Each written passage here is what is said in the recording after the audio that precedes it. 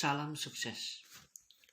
Halo, selamat datang kembali Bapak Ibu Guru Honorer P3K. Pada kesempatan kali ini saya mengucapkan terima kasih sudah selalu setia dalam melihat video-video saya di channel YouTube Mintaris Channel. Baik Bapak Ibu, pada video saya kali ini saya akan memberikan informasi mengenai kebijakan pelaksanaan P3K Guru untuk tahap 3.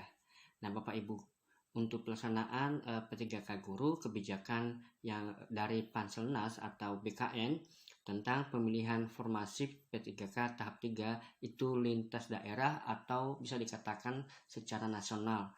Nah, ada resiko-resiko yang terjadi jika Bapak Ibu pindah jabatan atau salah memilih formasi. Nah, di video ini Bapak Ibu tonton terus, saya akan menyampaikan risiko-risiko apa jika Bapak Ibu salah mengambil jabatan atau formasi di seleksi tahap 3 ini. Baik, langsung saja. Pemerintah akan tetap melaksanakan seleksi P3K Guru tahap 3 tahun ini. Seleksi ini sudah diatur dalam Permen PAN RB nomor 28 tahun 2021 tentang pengadaan P3K Jabatan Fungsional Guru. Pelaksana tugas atau PLT Asdep Perencana dan Pengadaan SDM Aparatur Kemenpan RB Katmoko Aris Sambodo mengungkapkan ada beberapa ketentuan dalam seleksi P3K Guru tahap 3 ini. Salah satunya soal pemilihan formasi yang sifatnya nasional, artinya seluruh Indonesia kita bisa memilih formasi yang ada. Para peserta seleksi P3K Guru tahap 3 ini bisa memilih formasi di daerah lain jika di daerahnya tidak tersedia formasi untuk yang bersangkutan, kata Katmoko Ari dalam kanal YouTube Kemenpan RB. Seleksi P3K Guru tahap 3 ini lanjutnya lebih luas jangkauannya. Formasi yang tersedia juga cukup banyak.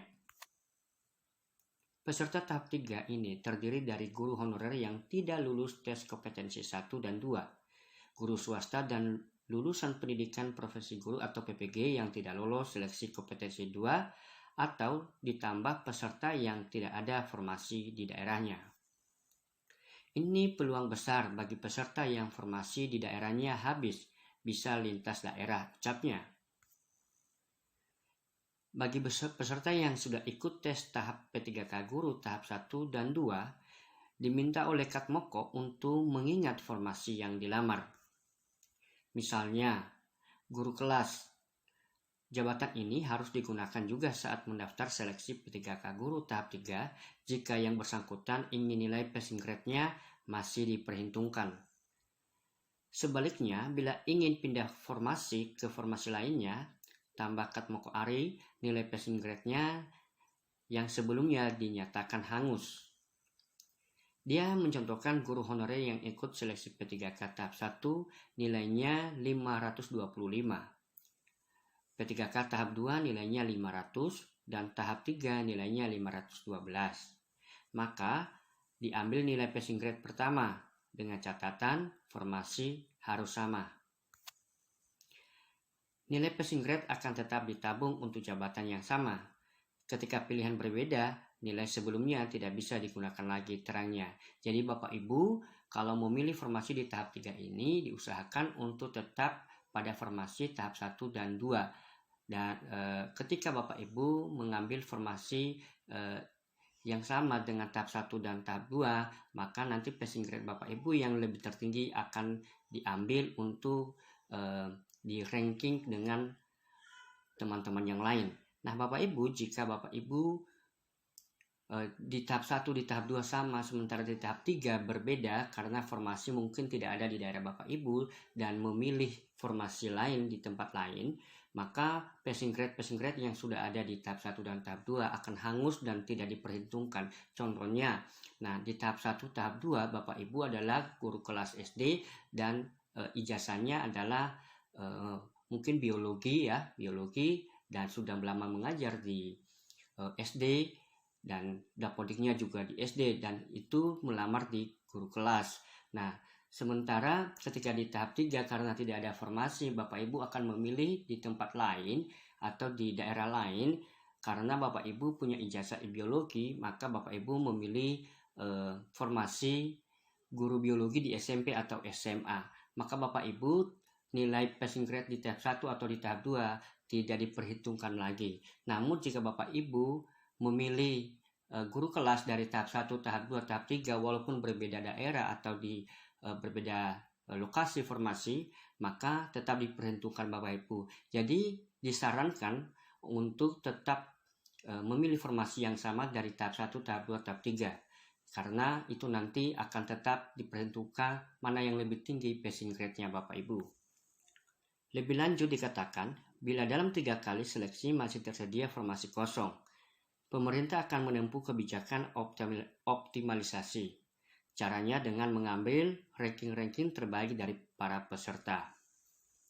Nah, Bapak Ibu, nanti jika dalam 3 kali seleksi masih tersedia formasi, ya, masih ada formasi kosong, nanti pemerintah akan mengambil kebijakan optimalisasi, artinya penempatan di tempat formasi yang kosong jika sudah selesai seleksi ketiga. Artinya masih ada formasi-formasi yang belum terpenuhi gurunya. Namun Bapak Ibu, jika Bapak Ibu termasuk peserta yang sudah ikut seleksi pertama, kedua, dan ketiga, namun tidak mendapatkan formasi, ya, masih tetap tidak lulus, nanti akan kebijakan optimalisasi ditempatkan, ya, penempatan dengan cara nanti akan di-ranking nilai-nilai terbaik, ya, peserta yang terbaik.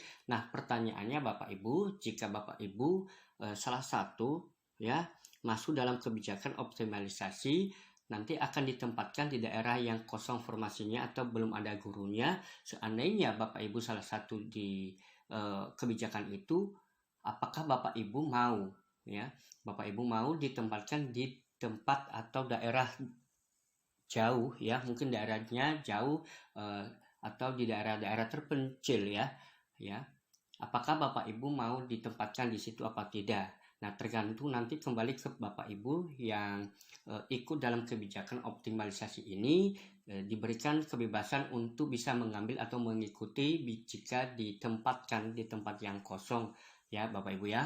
Artinya setelah formasi 3 masih ada formasi kosong, Bapak Ibu diberi kesempatan untuk bisa mengikuti optimalisasi, ya, untuk bisa ditempatkan di tempat-tempat daerah yang kosong. Nah, cuma masalahnya apakah Bapak Ibu semua yang ikut dalam kebijakan optimalisasi ini atau pengangkatan langsung, ya, tidak perlu ikut tes, nanti ditempatkan di tempat daerah-daerah mungkin jauh dari tempat domisili Bapak Ibu. Nah, semua itu kembali nanti daripada Bapak Ibu. Menurut saya, jika Bapak Ibu sudah berusaha di tahap 1, tahap 2, tahap 3 dan memenuhi passing grade namun tidak lulus pada formasi, kalau menurut saya silakan ambil aja penempatan atau kebijakan optimalisasi dari pemerintah, karena Bapak Ibu sudah berusaha dalam 3 kali seleksi tapi tidak mendapat formasi. Jika Bapak Ibu ditempatkan, artinya dijadikan ASN, maka silakan Bapak Ibu mengikuti atau mengambil kebijakan optimalisasi itu. Silakan di mana saja, ya, daerahnya. Jangan lihat daerah ini mungkin daerah kurang termasuk daerah terpencil atau bagaimana, mungkin kejauhan dari tempat tinggal sebelumnya atau nanti bisa kejauhan dari keluarga. Nah, Bapak Ibu silahkan ambil aja, karena ini Bapak Ibu udah berusaha selama 3 kali seleksi, tapi ini kesempatan terakhir. Jika Bapak Ibu sudah melakukan atau mengikuti seleksi 3 kali, namun ada kebijakan dari pemerintah, Bapak Ibu tidak mengambil kesempatan itu, ya sia-sia semua yang sudah diperjuangkan Bapak Ibu selama ini. Nah, itu saran saya, dan itu informasi dari video ini Bapak Ibu, ya. Semoga bermanfaat video saya ini, dan informasi-informasi yang sudah saya sampaikan semoga menjadi wawasan bagi Bapak Ibu dalam mengikuti seleksi P3K terlebih pada tahap 3 ini, ya. Dan saya berharap Bapak Ibu yang mengikuti seleksi tahap 3 ini dapat lulus dan mendapatkan informasi. Dan jika tidak mendapatkan informasi, Bapak Ibu bisa mengambil kebijakan pemerintah tentang optimalisasi atau penempatan di tempat yang kosong. Nah, demikian Bapak Ibu, saya akhiri video ini, semoga bermanfaat. Terima kasih.